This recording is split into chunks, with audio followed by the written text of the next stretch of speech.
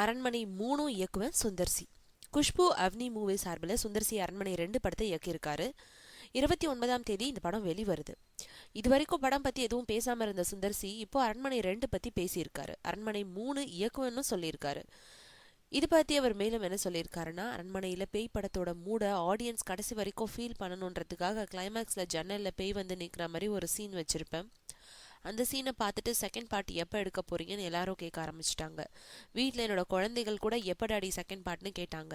அப்போதான் second part ஸ்கிரிப்டுக்கும் பொறி தட்டுச்சு. அதை டெவலப் பண்ண அரண்மனை 2 ஸ்டார்ட் ஆயிடுச்சு. கதை ரெடி ஆனதோ முதல் ஃபோன் அன்சிகாவுக்கு தான் அடித்தேன். விஷயத்த கேட்டுட்டு இந்த படத்துலையும் கண்டிப்பாக நான் இருப்பேன்னு நான் கேட்கறதுக்கு முன்னாடியே முந்திக்கிட்டு கால் ஷீட் புக் பண்ணிட்டாங்க.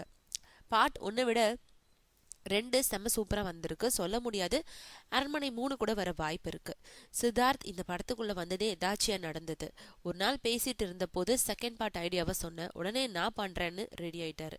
அதே மாதிரி த்ரிஷா 2 பேருக்குமே இது முதல் பேய் படம். செமையா என்ஜாய் பண்ணி எல்லாருமே நடிச்சிருக்காங்க. படம் சூப்பரா வந்திருக்குன்னு சொல்லிருக்காரு சுந்தர்சி.